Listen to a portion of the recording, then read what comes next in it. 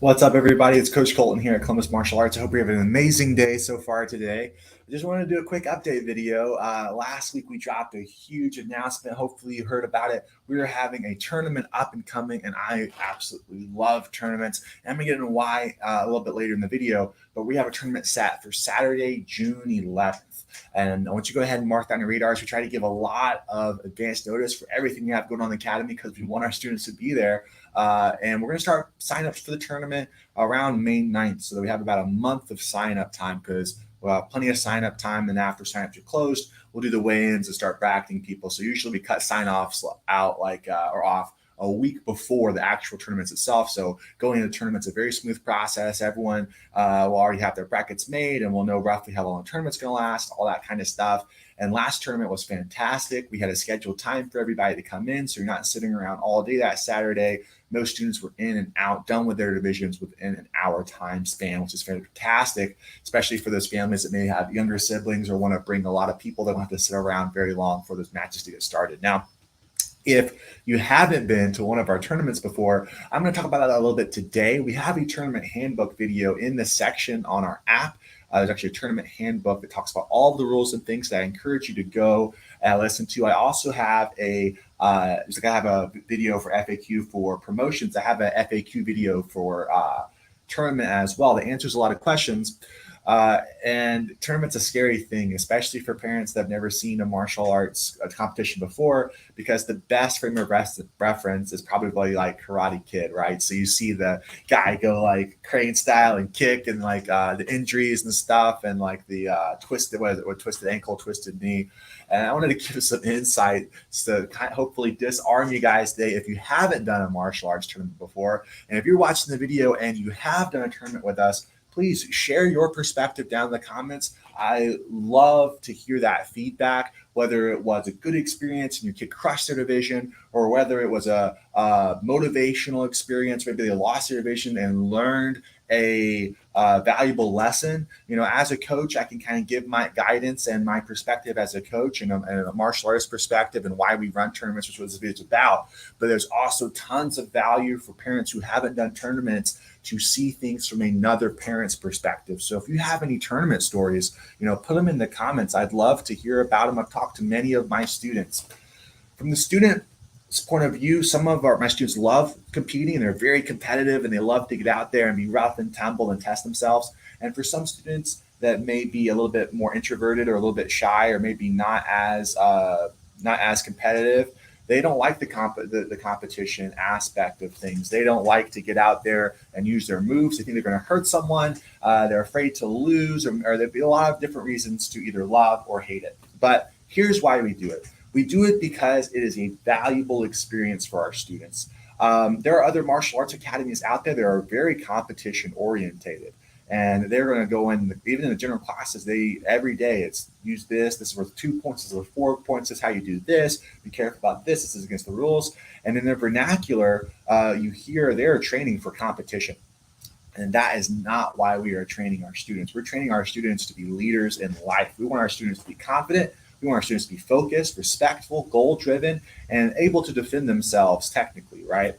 However, the tournament environment allows us to work on those leadership skills, and that is the only reason we do it. We don't do it to see who can beat up who. We don't do it to hand out medals. We don't do it to gloat. We don't do it to play side bets or anything crazy like that. We are just doing it because it is a very valuable learning experience for our students. And there's a lot of ways that the tournament can benefit your student. It really depends on them and their personality. At a basic level, you have the whole sportsmanship thing, how to be a great winner, how to not be a sore loser. And, that's like a very basic lesson that can be taught if they've never done anything competitive before, but you can learn that in any sport. What makes a martial arts tournament different from, just playing a team sport or something like that where they can learn about sportsmanship? Well, they are in a combative environment. It's not a team environment in the tournament. They're going to be one-on-one. It's going to be them, the other student, the referee, and then back behind the table, the scorekeeper. And that's it. So if they lose, they know why they lost. If they won, they know why they won. They put in 100% of the effort and they get 100% of the outcome. And what that means is the pressure's on. When they have their parents and family watching, when they have their friends watching, when they are going against this other student, they know, because it's an in-house tournament, everyone who's in the tournament are students that we've taught. And that's a big bonus too. We know that everyone's going to have the sportsmanship on point. Everyone's only learned moves that are safe to use in the tournament setting because we taught the classes, right? You don't have to worry about traveling out and possibly dealing with that X factor. So when they get out there, they're going to compete against another kid that they know. Their families and their parents are watching. Their friends are watching. What's going to happen after they lose or after they win? Are they going to be praised? Are they going to be reprimanded? Are they going to feel like maybe you're disappointed in them? Are they still going to be cool if they tap out from getting taken down and squished? What's going to happen? And that causes a lot of pressure and anxiety. And the thing with the youth today especially is they're protected from a lot of pressure and anxiety. And I'm not saying that's necessarily a bad thing. As a parent, you should want to protect your child and want what's best for them and help them to make the best decisions in life and hopefully, make good choices and stay on course. But everybody fails at some point in time. Everyone's going to be put in stressful situations. And if a student hasn't been tried and tested to some degree growing up, by the time they are put out into the world on their own to, apply for that first job, go to college, do this, that, and the other, if they haven't been tested, then they're going to fail. They're going to fail that stress test. They're going to fail that anxiety test. And you see a lot of young people nowadays not able to cope with, the stress and anxiety of doing very simple tasks or very simple things. And ultimately, they are here with the coaches that are refereeing the matches. They are on the mats in a very safe space. You are watching the matches. The matches are very safe, not to say that they're not going to get roughed up or maybe even bruised or hurt, right? We did a different video on the differences between injured and hurt. They are in a combative environment. But at the end of the day, everything is going to be okay, right? Everything's going to be okay. We have not, I'm going to knock on wood right now, have one student ever get injured at one of our tournaments. So our track record is pretty good as far as safety is concerned. So when that experience is over, after they have dealt with that pressure and that anxiety, it forges their character and it builds their confidence. And what should happen is they should be able to say, wow, I did that. Wow, I made it through that, or I handled that situation well. And a lot of students don't have that. There's a great analogy video that went viral. Sometimes I still see it on like shorts and on YouTube suggested and stuff. There's this guy talking about the hermit crab and how what the hermit crab needs to move from its current shell into its bigger shell is that pressure of it's now too big for its shell. It's the pressure on that hermit crab and that stress that motivates it to move from shell to shell and to continue growing. And if it's met its maximum potential in that shell and never grew any bigger and it never got the stress and pressure, then it would never move from shell to shell. And I think that human beings are a lot like the hermit crab in that where there's no comfort in the growth zone and there's no growth in the comfort zone. For our students to grow, sometimes we're going to have to be put in a situation to fail. And that doesn't mean we want them to fail, right? What it means is that we're going to be there to support them when they do. And the more quickly that they can adapt to failure and adapt that stress and overcome those obstacles, that's what's going to turn them into a confident leader that can get things done. So not only are they dealing with sportsmanship, they're also dealing with pressure and anxiety and how to overcome those things. Also goal setting. Many of my students over the next 10 weeks are going to set goals to win the tournament, right? And not everyone's going to win, okay? There's a first, second, and third, right? So it is what it is. We're not going to hand out participation trophies. Not everyone's going home with a medal, right? So the students that set the goal and worked hard are more likely to get the medals, and those that didn't, well, they're setting a goal to win next time. They're setting a goal, oh, I lost because of this. I'm going to get better at that move, right?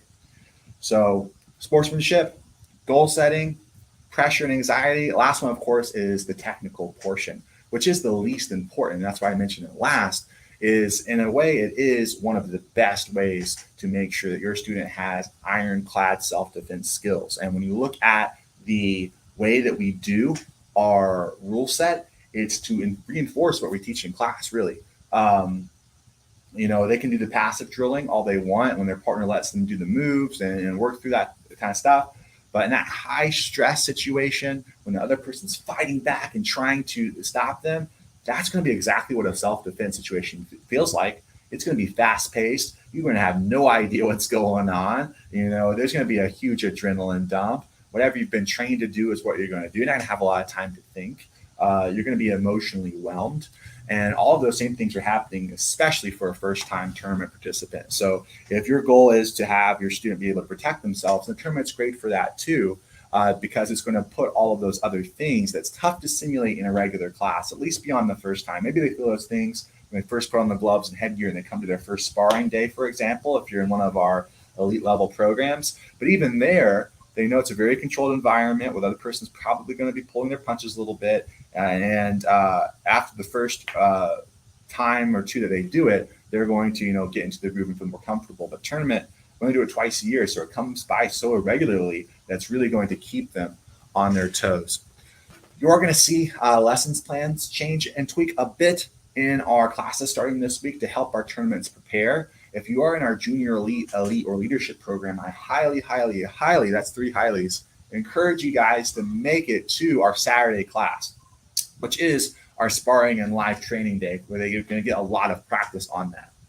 And then they're also going to be doing some training in the weekday classes too, just not as much because they still have to do their strike tests and things of that nature.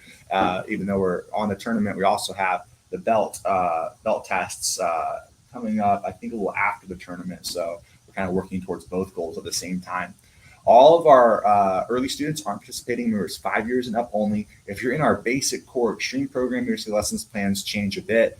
Basic, core, and extreme, those competitions are purely grappling. So you don't have to worry about punching or kicking. It's not going to happen.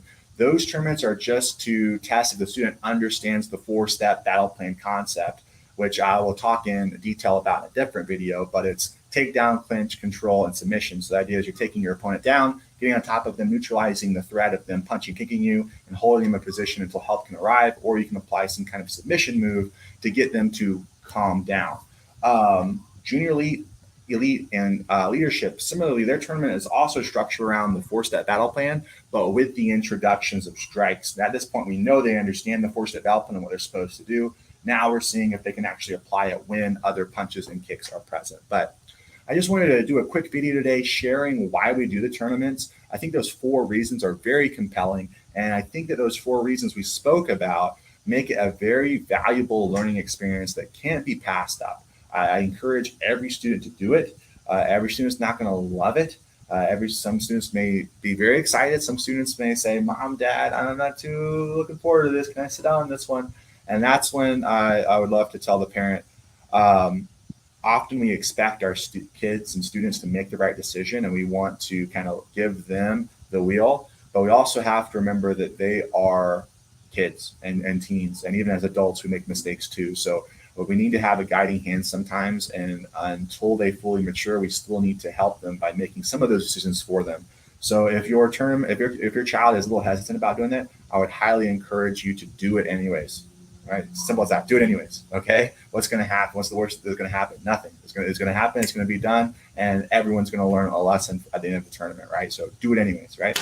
Hope you guys are having a great Monday. I hope to see you on the mat soon. We're going to crush it the next 10 weeks as we work towards this tournament. I'm super pumped. If you have any questions, leave in the comments below. Reach out to me. If anything I said today didn't make sense, and if you have any great tournament stories, like I said, leave in the comments. I would love to read those later on today as I finish up my next cup of coffee and interact with you guys in the comments. As always, thanks for watching. See you on the mats very soon. Bye.